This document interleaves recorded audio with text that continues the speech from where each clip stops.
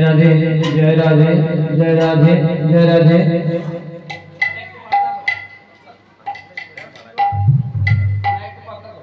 जय राधे जय राधे जय राधे श्याम जय राधे श्याम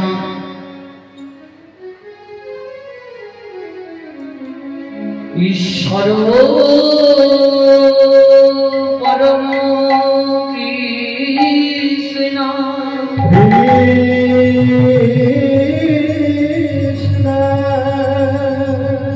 कृष्ण सच्चिदानंद विग्रहो सच्चिदानंद विग्रहो अनवीरादि गोविंद सर्वकारणे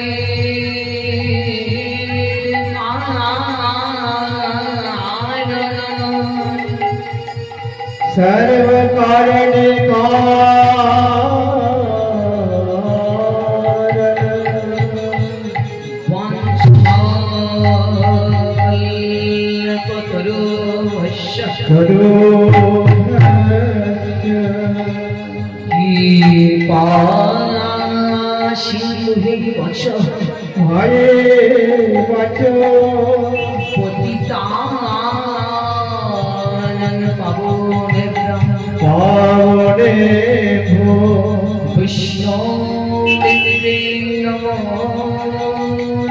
वैष्णवे भो नमो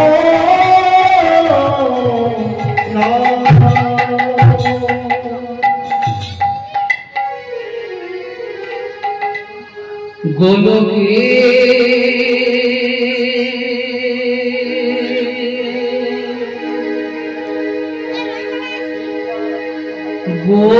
गोपने छिलो गोपने छिलो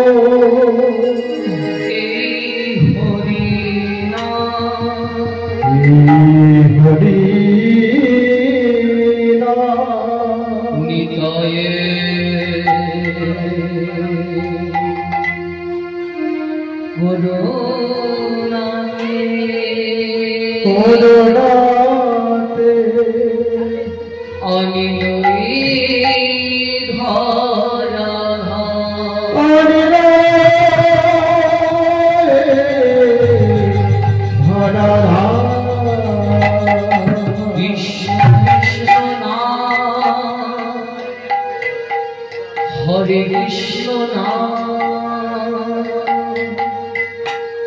Gaur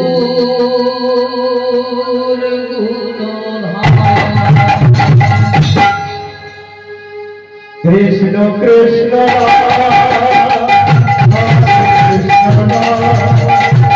Hare Krishna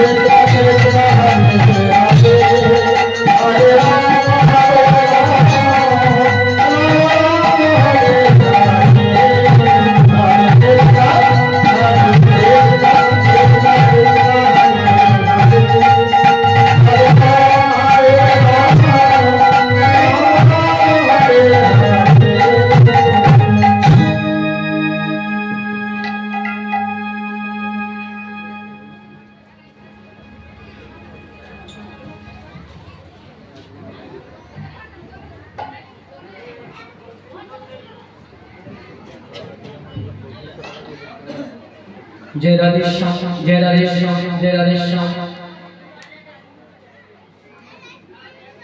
जय राधे जय राधे जय राधे भक्तिमती मायरा एवं आमार गौर भक्तमंडल आपनादेर এই মহতি সরাকপাড়া হরিমন্দির প্রাঙ্গণে 16 প্রহরে বেদি হরিনাম সংকীর্তন হয়েছে। সেই 16 প্রহরে বেদি হরিনাম সংকীর্তনের নিশি জাগরণ করে অতিক্রম করে আমার শ্রীকৃষ্ণ চৈতন্য মহাপ্রভু সচিরি দুলালিয়া গোরা বিষ্ণুপ্রিয়ার প্রাণে বধুয়া নদিয়ার সোনার নিমাই আজকে শিবাস আগিনা মাঝে শয়ন করেছে। তাদেরকে পরবর্তী বৈষ্ণব কবি আমার এক পাশে খুব সুন্দর করে শোভাটা দর্শন করে পর্দায় কলম রাধে রাধে ও শুধিয়াছে পুরা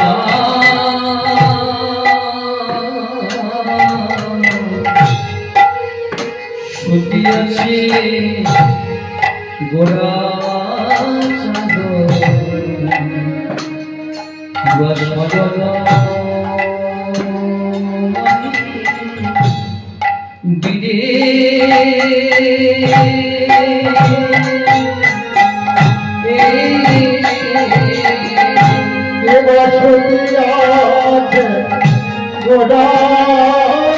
চাঁদ শুতি আছে গোরা চাঁদ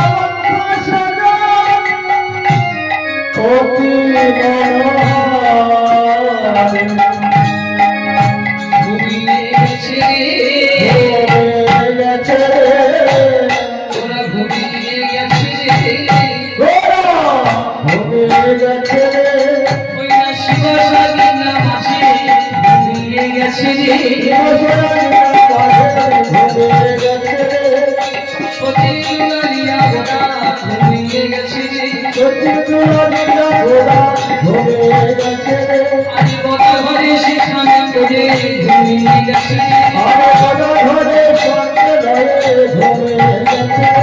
পঞ্চতত্ত্ব ভাবে লয়ে ঘুমাইয়ে গেছে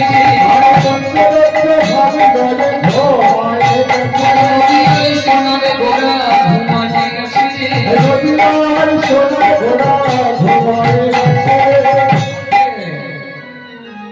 শুচিয়াছে গোলা চাঁদ শয়ন মন্দিরে বিচিত্র পালঙ্ক সিজ পাহাড়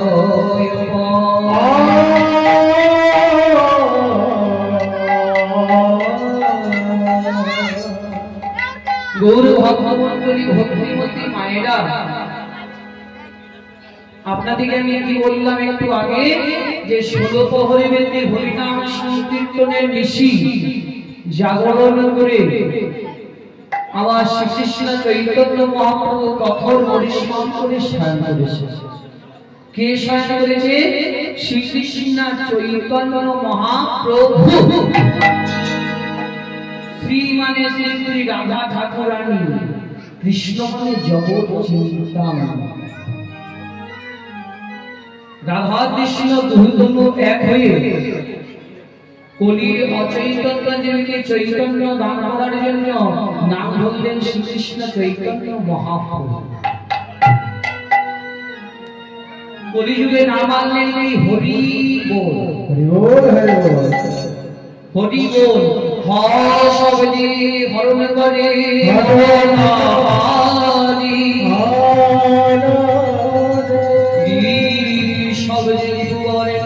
নিরবধি ন শব্দে নাশ করে পিতার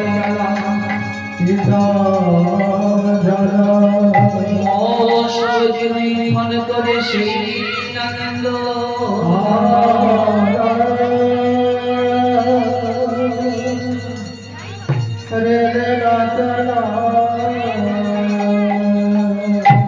মাগো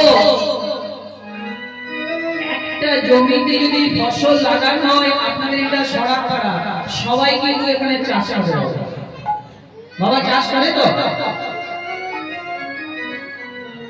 মাগো এখানে সবাই চাষ করে তো কারা কারা চাষ করে তো হাতে হাতে বলে দিই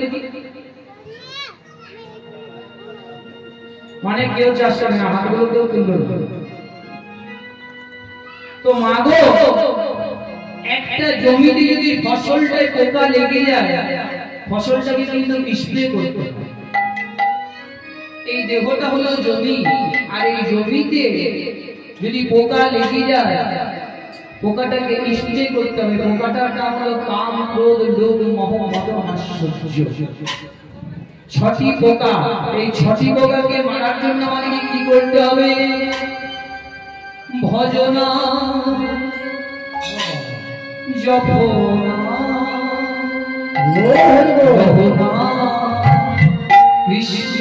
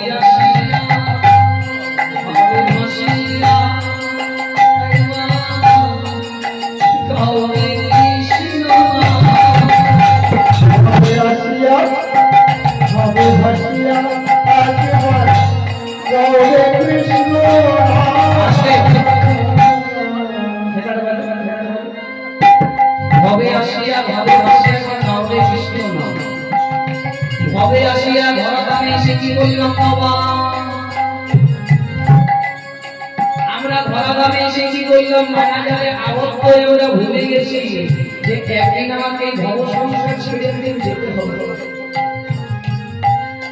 তাহলে কর্ম ভালো করবো তবে তো বাবা, কর্ম যদি খারাপ করে থাকি যাওয়া যাবে তো। তাই বলছে ভবে আসিয়া ভাবে ভাসিয়া, এই মায়ার সংসারে করে আমার গাড়ি, আমার বাড়ি, আমার ধন, আমার গৌরব সব পেয়ে আত্মীয় স্বজন পেয়ে মায়ার সংসারে আবদ্ধ করছে। তাহলে একদিন তো যেতে হবে, তাই তো বলছে ভবে আসিয়া ভাবে ভাসিয়া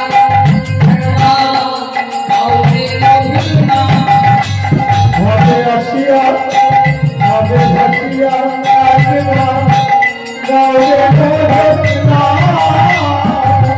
কথা বলি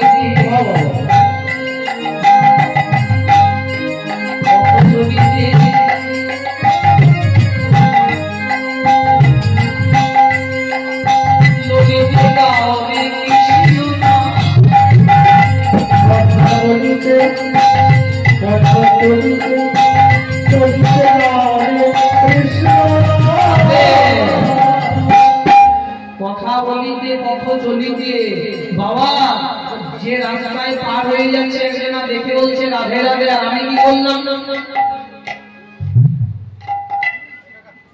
একজনা দেখে বলছে জয় শ্রীরাম, আর আমি তখন কি করলাম? আবার বাবা এই হরিবাসরে আমি বললাম জয় শ্রীরাম, কেউ কিন্তু বাবা ভাববেন না এটা ভগবানের নাম, এটা কোনো পার্টির নাম নয়। কেউ ভাববেন না যে মুরগাই বিজেপি করে, মুরগাই কোনো পার্টি করে না বাবা। আমরা একটাই পার্টি করি, আমরা একটাই জানি যে আমাদের প্রধানমন্ত্রী হলো একজনই, ঈশ্বর পরম কৃষ্ণ সচ্চিদানন্দ বিগ্রহ, অনাদি আদি গোবিন্দ, সর্ব কারণের কারণ। কিন্তু জয় শ্রীরাম বলে বাবা কোনো ব্যাপার নেই। কেন? আজকে 500 বছর পরে যে আমাদের বাঙালিদের হিন্দুদের আজকে আমরা দান ফিরে পেয়েছি, বাবরি মসজিদ ভেঙে 500 বছর পরে যে রাম মন্দির নির্মাণ করেছে, আমরা সবাই কিন্তু সাহায্য করেছি, কিন্তু একটা মাত্র মানুষ ওই জায়গাটায় আগে কিন্তু ওই বাবরি মসজিদটাকে ভেঙে আর রাম মন্দির করতে পেরেছে। সেটা কে বাবা? সেটা আমাদের দেশের ভারতবর্ষের প্রধানমন্ত্রী নরেন্দ্র দাস দামোদর ভাই মোদীজি। তিনি যে এত বড় ভক্ত হয়ে ওই বাবরি মসজিদ ভেঙে রাম মন্দির করতে পেরেছে, তার চরণে শত কোটি প্রণাম। তো আমাদের কিন্তু জয় শ্রীরাম বলতে কোনো ব্যাপার নেই। হাতগুলো তুলে আপনারা আমার সঙ্গে বলুন জয় জয় শ্রীরাম। তো মাগো তাই তো বলছে কথা বলিতে পথ চলিতে ললিতে গানে কৃষ্ণ নাম। কথা বলিতে পথ চলিতে ললিতে গানে কৃষ্ণ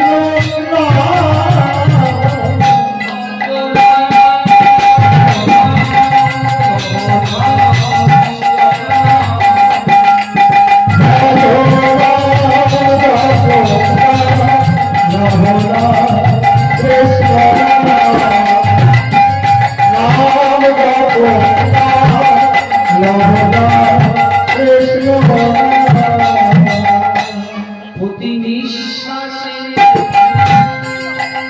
বিশ্বাসে গাওনে কৃষ্ণ নাম। প্রতি বিশ্বাসে বিশ্বাসে একবার গাওনে কৃষ্ণ নাম। প্রতি নিঃশ্বাসে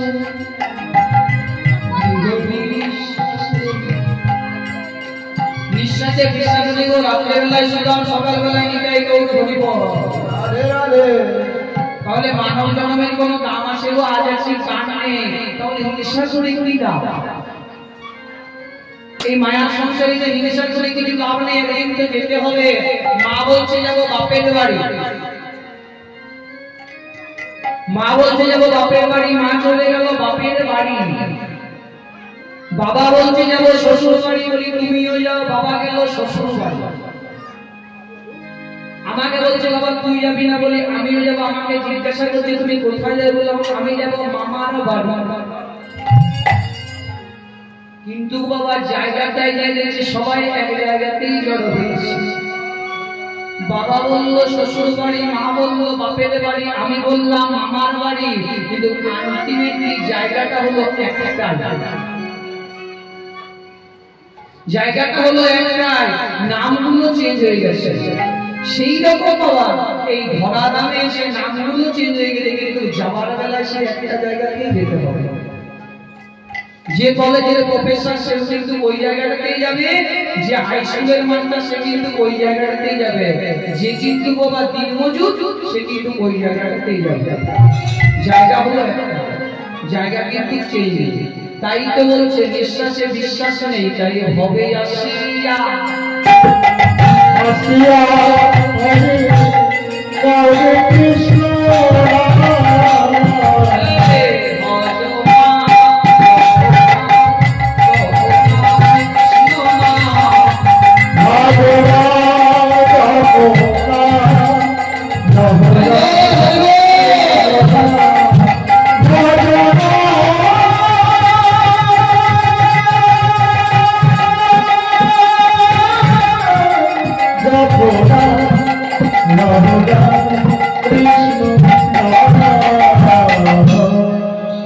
তাহলে মাগো আমার সঙ্গে ওরা হাতগুলো তুলে দেখি সবাই মিলে বলুন শ্রী গুরু প্রেমানন্দে নিতাই গৌর হরি বল হরি বল। বাবা কিছুগুলো হাত করে তুললেন না, যার হাত নেই তাকে তুলতে হবে না, যার হাত আছে সে তুলবে। আর যদি হাতগুলো না তুলেন মাগো এই জন্মে হাত পেয়েছেন, পরজন্মে নিতাই গৌর হরি বল। পরজন্মের হাতগুলো বলেন না, কই সবাই দেখি আমার সঙ্গে বলুন প্রেমানন্দে নিতাই গৌর হরি বল। বাহ পরজন্মে সবাই দিকে মাগো আমার হাতগুলো তুললো কি না হরি বল। বাহ বাহ সবাই বলেছে মাগো এই যে আপনাদের এখানে 16 পাওয়ার হরিনাম হয়েছে, তো এই যে এত কঠোর পরিশ্রম করে আমাদের এখানে কমিটির বাবারা এত জায়গা আদায় করে হরিনাম সংকীর্তনের আয়োজন করেছে, তো আপনাদের মনে একবার জাগলো না যে হরিনাম করে কি লাভ? আপনারা প্রশ্নটা করবেন না যে বাবা বিশাল হরিনাম করে কি লাভ? আমি কিন্তু আপনাদেরকে বলছি না, কে কাকে বলছি জানেন? দেবশ্রী নারদ ভগবানকে বলছে প্রভু আপনি সত্যি নারায়ণ, ত্রেতায় রাম, দাপরে কৃষ্ণ, কলিযুগে কি হবে? বলে কলিযুগে কি হবে জানো না? কলিযুগে হবে আমি নদীর নিমা, নদীর দেবা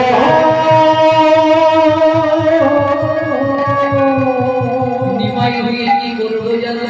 অচৈতন্য জীবিত চৈতন্য দান করবো আর কাঁদবো আর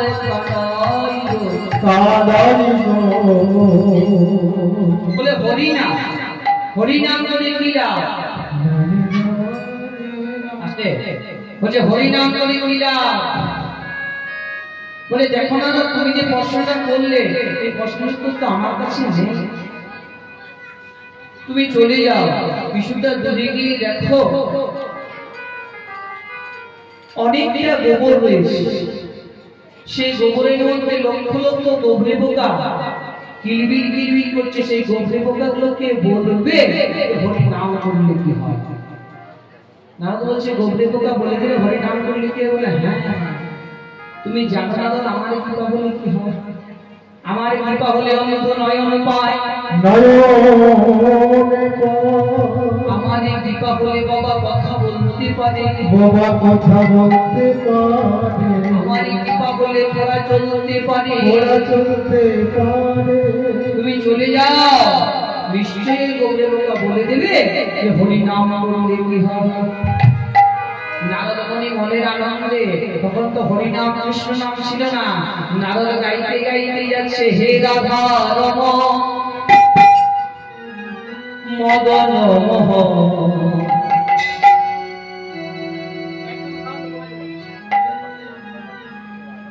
একবার দেখা দাও একবার দেখা হে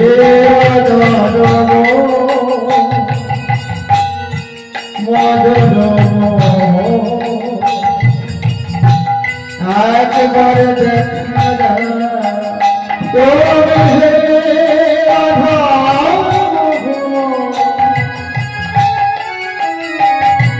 দেখা হে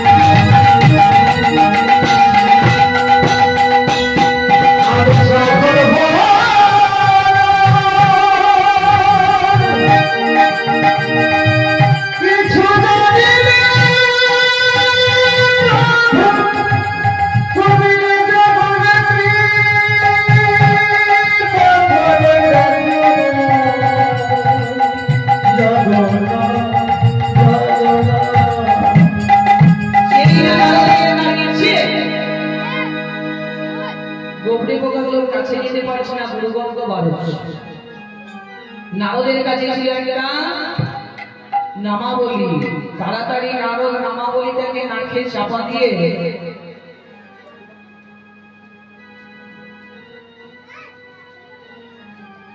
নারদ তাড়াতাড়ি নামাবলীটাকে চাপা দিয়ে বাবা গোবরে পোকাগুলোর কাছে গিয়ে বলছে বলতো গোবরে পোকা হরি নাম করলে কি হয় সঙ্গে সঙ্গে গোবরে পোকাগুলো মারা গেল নারদ বলে এই তো পেয়ে গেলাম হরি নাম করলে মরে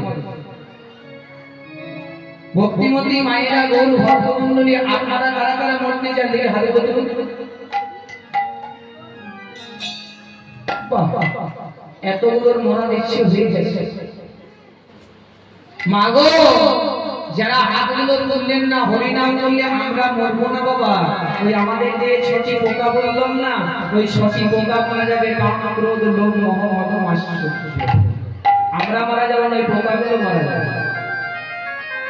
নারদ ফিরে গেছে ভগবান বসে নারদ উত্তর পেলে বলে হ্যাঁ হরিনাম করলে মরে বলে আবার যা বলে কোথায় কিছুটা দূরে গিয়ে দেখো গাভী কিছুটা দূরে গিয়ে দেখো একটা গাছের ডালে দুটো পাখি বসে আছে পাখি দুটো দিয়ে বলবে যে হরিনাম করলে কি হয় বলছে পাখি বলে তো বলে হ্যাঁ নারদ আবার মনে আনন্দে গাইতে গাইতে যাচ্ছে খেলিছো এই বিশ্ব লয়ে বিরাট শিশু আনমনে খেলেছ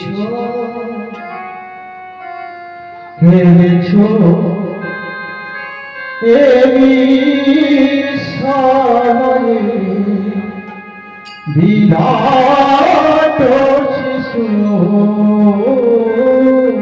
আনমনে খেলেছ প্রলয় সৃষ্টি তব পুতুল খেলা নিরজনে প্রভু নিরজনে খেলেছ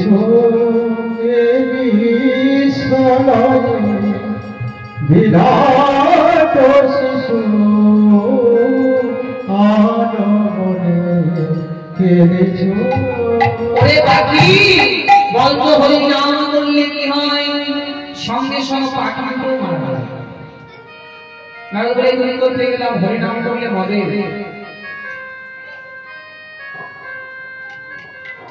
বলে আবার যাও। বলে কোথায়? বলে তুমি চলে যাও, কিছুটা দূরে গিয়ে দেখবে একটা গাভী বাচ্চা দিয়েছে, গাভীর বাচ্চাটাকে বলবে হরি নাম করলে কি হয়? নারদ বলছে প্রভু আর যাব। বলছে কেন? বলে না, প্রথমে মারলাম গোবরি পোকা, তারপরে মারলাম গাছের ডালের পাখি, এইবারে যদি আমি যাই গোহত্যা মহাপাপ, আর আমি যাব না। তুমি জানা নারদ গাভীর বাচ্চা বলে দেবে হরি নাম করলে কি হয়? ভগবান যেই নাম বলেছে নারদ মুনি ভগবানের কথা মতো দিয়ে দাঁড়িয়েছে, বলছে বলতো গাভীর বাচ্চা হরি নাম করলে কি হয়? সঙ্গে সঙ্গে গাভীর বাচ্চাটা মারা। নারদ বলে একটু গেলাম, হরি নাম করলেই মরে। বলে প্রভু উত্তর দিয়ে গেলাম, মোটা নিতাই গৌর হরি বল। বলে আবার যাও, এটা উত্তর। বলে কোথায়? বলে পুরুলিয়া আনেড়া পাড়া থানা অন্তর্গত সাঁকড়া গ্রামে যে মহারাজা রয়েছে, সে রাজার ঘরে একটা রাজপুত্র জন্মগ্রহণ করেছে। সেই পুত্রটাকে বলবে হরি নাম করলে কি হয়? নারদ বলছে এই পুত্রটা বলে দেবে দয়াল হরি বল হরি বল। এইবারে বলে কেন? বলে প্রথমে মারলাম গোবরি পোকা, তারপরে মারলাম গাছের ডালের পাখি, তারপরে মারলাম গাভীর বাচ্চা, আর আমি যাব। তুমি যাও না নারদ। ওই গাভীর বাচ্চাটা বলতে পারলো না, ওই শিশুটা বলে দেবে হরি নাম করলে কি হয়? যেই না নারদ মুনি গিয়ে আতুর ঘরে প্রবেশ করছে, বাচ্চাটা তাড়াতাড়ি নেমে নারদকে বলছে প্রণাম হই। নারদ বলছে তুই আমাকে চিনিস না? হ্যাঁ, কখন থেকে? অনেক দিন ধরে।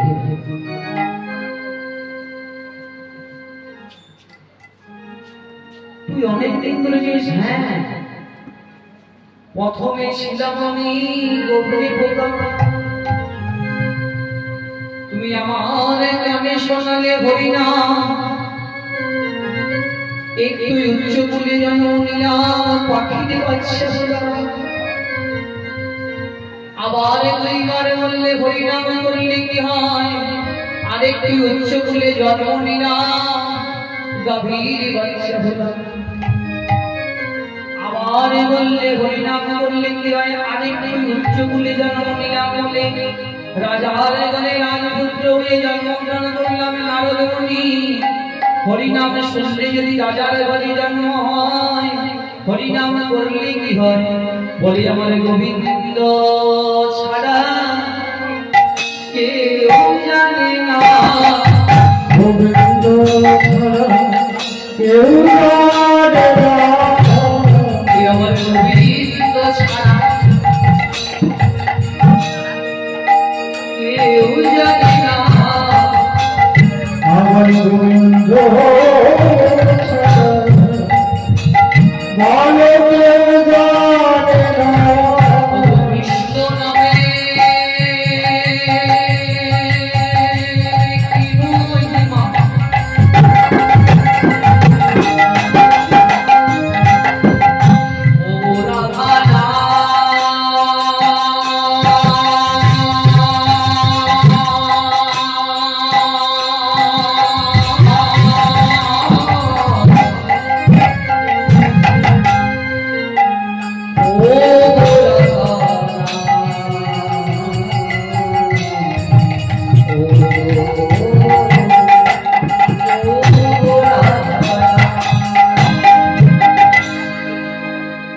তাহলে হরিনাম করে লীলা বুঝতে পারলেন তো বাবা? তাহলে কে স্বয়ং বললেন? শ্রীকৃষ্ণ চৈতন্য মহাপ্রভু। শ্রী মানে শ্রী শ্রী রাধা ঠাকুরানী, কৃষ্ণ মানে জগৎ নিত্যানন্দ। রাধা কৃষ্ণ দুতনু এক হয়ে কলির অচৈতন্য জীবকে চৈতন্য দান করার জন্য নাম করলেন শ্রীকৃষ্ণ চৈতন্য মহাপ্রভু। শ্রীকৃষ্ণ চৈতন্য মহাপ্রভু স্বয়ং করেছেন কোথায়? শিবাস অঙ্গনে। শ্রী মানে সুন্দর, বাস মানে বাসা, সুন্দর বাসা। যার বাসা ভালো সে ভালো বাসাতে জানে, যার বাসা ভালো না সে ভালোবাসার মূল্য জানে। সখী ভাবনা গাহারে বলে, সখী যাতনা গাহারে বলে,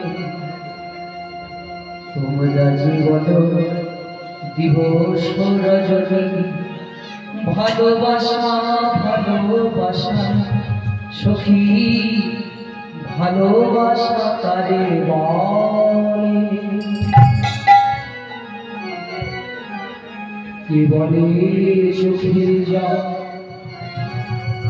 কে বলে নিঠুর ভালোবাসা, সখী ভালোবাসা তারে বলে। সখী ভালোবাসা কারে বলে? মাগো যারা বাসা ভালো সে ভালোবাসতে জানে, যারা বাসা ভালো না সে ভালোবাসার মূল্য জানে। কিছুগুলো ইঁদুর মনে মনে চিন্তা করছে আর কতদিন পরের বাসায় থাকবো, নিজেরা যদি একটা বাসা তৈরি করতে পারে করে ভালো হয়।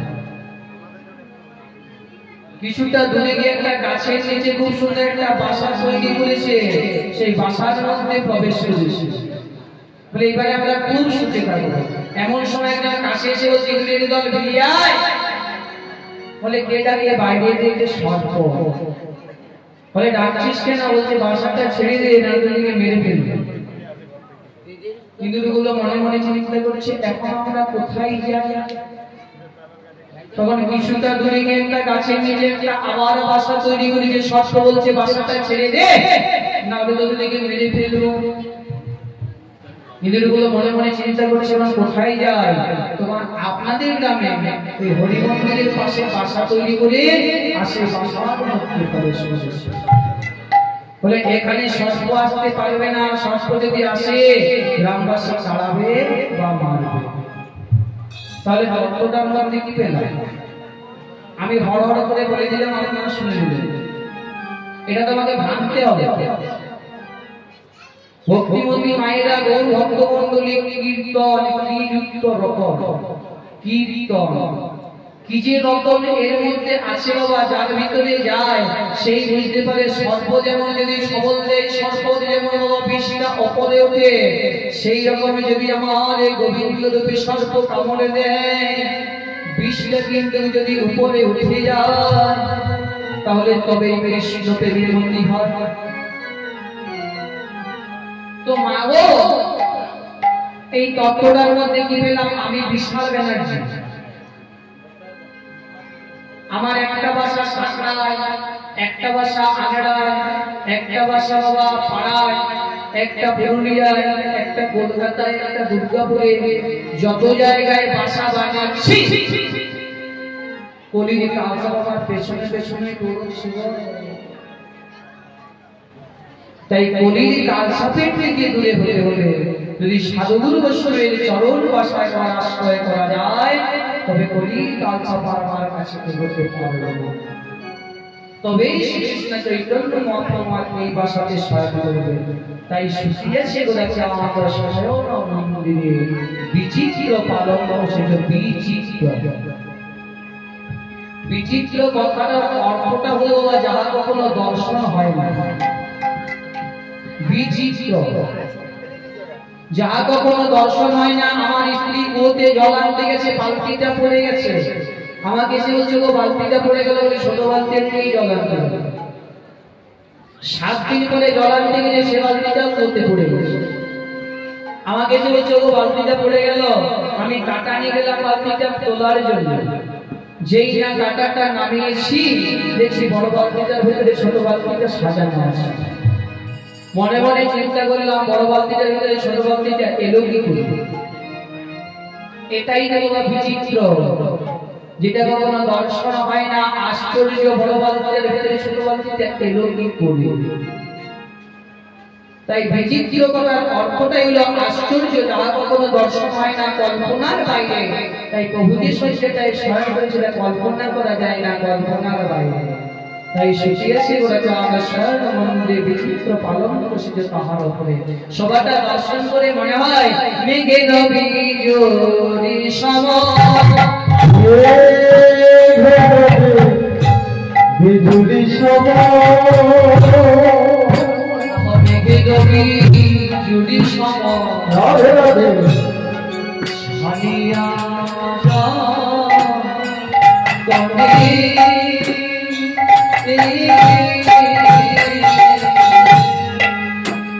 আর মেঘে নদী জুড়ি যাব আবার মেঘে নদী জুড়ি যাব ছাড়িয়া তোরে রে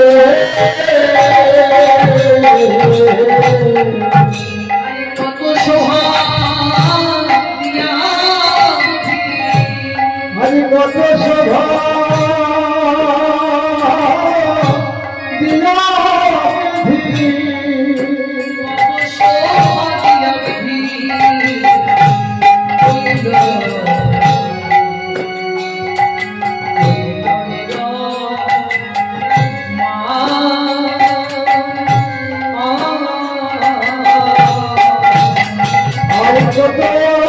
শোভা দিয়া বিধি কত শোভা দিয়া বিধি হইল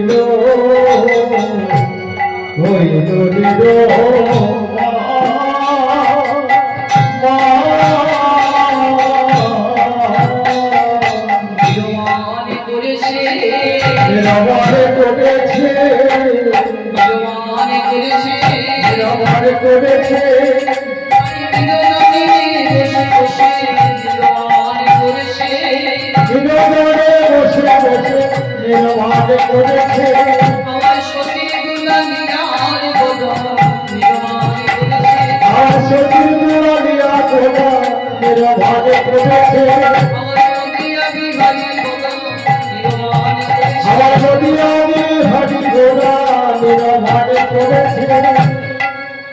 মেঘের বিজুলি সম ছাড়িয়া যতনে কত শোভা দিয়া বিধি কইল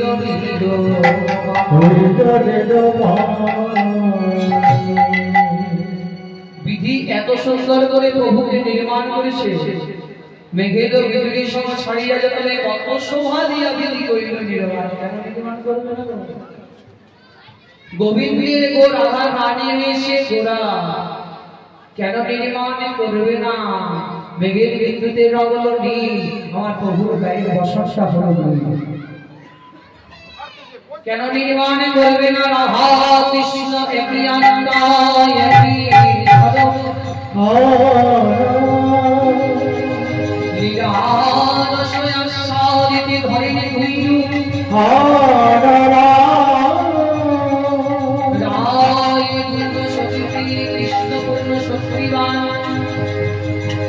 দুই দেহ ভেদে গায়ে শাস্ত্র পদ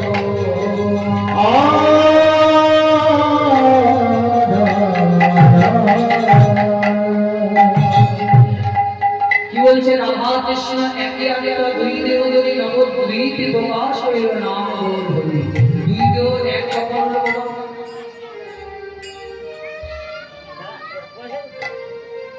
দুই দেহ এক কখন হলো? যদি আমাদেরকে জানতে হয় তো দাপর যুগে লীলায় যেতে হবে। দুই দেহ এক কখন হলো জানতে হলে আমাদেরকে দাপর যুগে লীলায় যেতে হবে। ভগবান দাপর যুগে কালকার সিংহাসনে বসে আছে আর চিন্তা করছে একদিন ভজরা দ্বারকা নগরী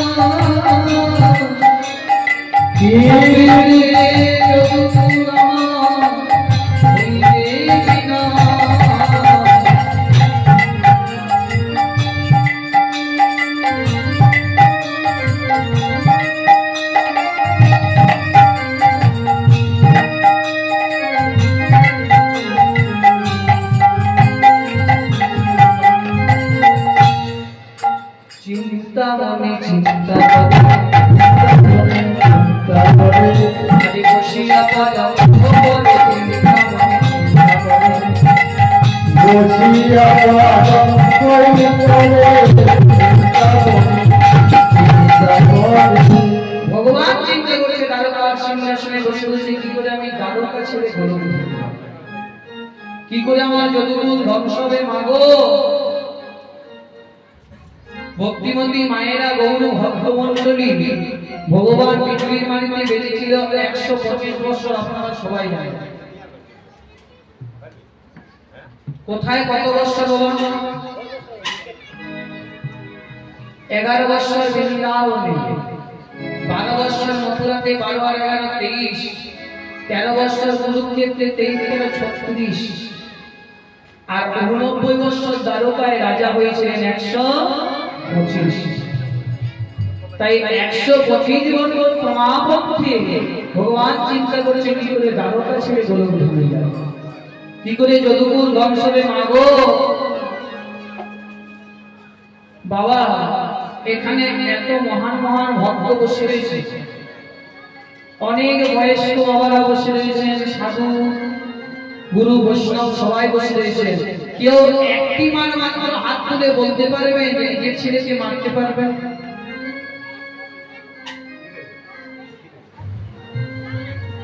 একজন মা মাত্র হাতটা তুলেছে। মা কিন্তু নিজের ছেলেকে মারতে পারবে মাগো, নিজের ছেলেকে কেউ মারতে পারে না বলে আমার পরবাও নেই যেন আমার সন্তান বেঁচে থাকে। নিজের ছেলেকে মারতে পারে সে যদি ভক্তের মতো ভক্ত হয়। পুরী জগন্নাথ মন্দিরকে নির্মাণ করেছে রাজের 700 বছর আগে রাজা ইন্দ্রদ্যুম্ন। জগন্নাথ অর্থজ্ঞান হয়ে বলেছিল, রাজা তুই আমার এত সুন্দর মন্দির নির্মাণ করলি, আমার কাছে কিছু চাই না। রাজা ইন্দ্রদ্যুম্ন করজোড়ে করে বলেছিল, জগন্নাথ আমি যেটা চাইবো দয়াল তুমি আমায় সেটাই দেবে তো? আমি তোকে কথা দিলাম না, যদি আমার কাছে শশা গোটা পৃথিবী চাষ আমি তাই রাজস্ব করে দেবো, কোটি কোটি টাকা খরচা করে আমার সুন্দর মন্দির নির্মাণ করেছিস। দয়াময় আমি রাজা ইন্দ্রদ্যুম্ন 18টি ছেলের পিতা, একটি করে সন্তান যেন 18 দিনের ভিতরে 18টি সন্তান করে। জগন্নাথ চুপ কর, তুই কি বলছিস? সবাই সন্তানের জন্য আমার মন্দিরে অবহেলা করছে, তুই সন্তানকে মারতে চাইছিস? দয়াময় 18টি ছেলে যদি বেঁচে থাকে দয়ালে, কেউ দেবে শাক ভাত, কেউ দেবে দুধ ভাত, যেন পালির ভাত আমার জগৎ পিতাকে না দেখে। বাবা এখন তো এটা একটা দূষিত হাওয়া ঘুরে বেড়াচ্ছে। বাবা মায়ের একটা দুটো তিনটে ছেলে রয়েছে, আর এক মুঠো ভাত কিন্তু দেওয়ার বেলায় নাই। তো মা গো, তিনটে ছেলে রয়েছে, ভাত দেওয়ার বেলায় কেউ নেই। বাবা একটা জিনিস জেনে নেবে, ধর্মের কল বাতাসে নড়ে। ভাত দেবে না ঠিক আছে, শাস্তিটাকে কিন্তু পেতেই হবে। ছোট্টবেলায় মা কাঁদে ছেলে ভাত খাই না, বড় বলে মা কাঁদে ছেলে ভাত দেয় না। যার বাড়ি যাই বাবা দান করতে গিয়ে যার বাড়ি গেলাম এক কাপ চা দিয়ে গায়নটা নামিয়ে দিয়ে হাতটায় জল দিয়ে বলো ভাই বাবা একটু বলে দিয়েছেন যেন ছেলেটা একটু সব সাইডে কিন্তু তাই হয়ে গেছে বাবা একটু বলে দিন ছেলেটা যদি এক মুঠো ভাত দেই মাগো যে ছেলেটাকে 10 মাস 10 দিন গর্ভে ধারণ করলে যে ছেলেটাকে লালন পালন করে বড় করলে সেই ছেলেটা যদি শেষ দিকে বাবা হরিব যখন মারা যায় বেনা গাছটা গেলে আর বেনা গাছের মধ্যে হরিবল কলা দেবে দুধ দেবে বলে আমার মা না খুব কলা খেতে ভালোবাসে আমার মা না খুব সেনার মিষ্টি খেতে ভালোবাসতো মাগো আর জীবনতে এক ফোঁটা জল দিলি আমার বেনা গাছে জল ভক্তিবতী মায়েরা গৌর ভক্তমন্ডলী জগন্নাথ যখন 18টি ছেলে নিয়ে মারতে যাচ্ছে 18টি ছেলে করজোড় করে বলছিল ওগো দয়াময় পিতাকে কথা দিচ্ছ মারতে তো হবে রাখে ধরি মারে কি আর মারে ধরি রাখে তুমি যদি রাখো দয়াল কারো মারার ক্ষমতা নেই আর তুমি যদি মারো দয়াল কারো রাখার ক্ষমতা নেই দয়াময় আমরা কি তোমার মহাপ্রসাদ সেবা পাবো না দয়াল জগন্নাথ বলেছিল পাবি কখন জানি আমার পুরী জগন্নাথ মন্দিরে 18টি নালা হয়ে বসবাস করে যেদিন সাধু বৈষ্ণবের সেবা করে হাতটা ধোবে সেই জলটা গড়িয়ে গড়িয়ে যাবে সেই উচ্ছিষ্ট মহাপ্রসাদ তোরা সেবা করবি মাগো ভগবান কি কাউকে কাঁদিয়েছিল হরিবল হরিবল ভগবান কাউকে কাঁদায়নি কৃষ্ণ যখন গান্ধারীকে প্রণাম করতে গেছে ডাক দিয়ে বলল পিসিমা গান্ধারী বাইরে এসে বলছে কৃষ্ণময় ডাকলি বলে হ্যাঁ পিসিমা কেন একবার প্রণাম করবো একবার কেন 100 বার কর যেই না কৃষ্ণ গান্ধারীকে প্রণাম করেছে পিসিমা আশীর্বাদ করবে না যে কৃষ্ণ ধর্মযুক্ত করি বাবা অধর্মযুক্ত করবি না বলে পিসিমা আমি তোমার চরণ ছুঁয়ে বক্তৃতা আমি অস্ত্র ধরব না কুরুক্ষেত্রের মাঠে গান্ধারী যখন শতভাইকে হারিয়ে একদিকে দুর্যোধন পড়ে আছে একদিকে দুঃশাসন পড়ে আছে গান্ধারী করজোড় করে বলছে দুর্যোধনের কথা বল দুঃশাসন মা বল জল পিপাসায় কাতরে বলছে যে অছাকলায় জল দেবে পেছন থেকে কৃষ্ণ দাঁড়িয়ে বলছে পিসিমা তুমি জল চাইলে না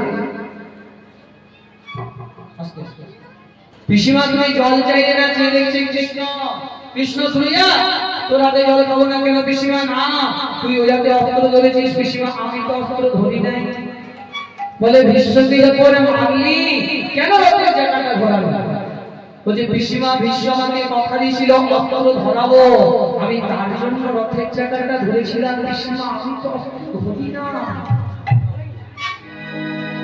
যে কৃষ্ণ শতপত্রের মাতা যেন গান্ধারী কুরুক্ষেত্রের মাঠে আকার করে কেঁদে যাচ্ছে মৃত্যুর সময় যতবার মতো কেউ থাকলো না সেই রকম তোকে আমি কুরুক্ষেত্রের মাঠে দাঁড়িয়ে চন্দ্র সূর্যকে সাক্ষী রেখে আমি তোকে অভিশাপ করলাম তোর যদুকুল যদুবংশ তোর মৃত্যুর সময় যতবার মতো কেউ থাকবে না পাপ ছাড়ে না বাপকে মাগো আর গান্ধারী যে শতপুত্র হারা হলো কেন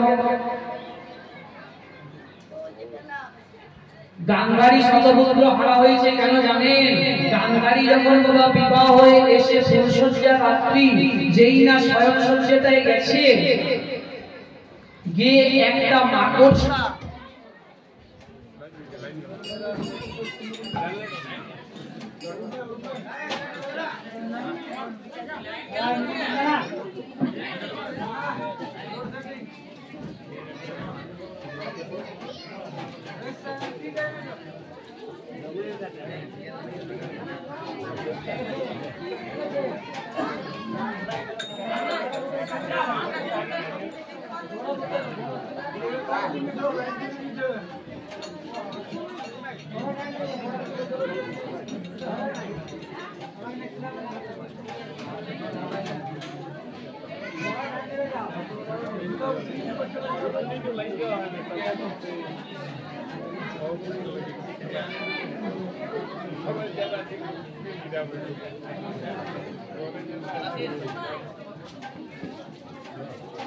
ভালো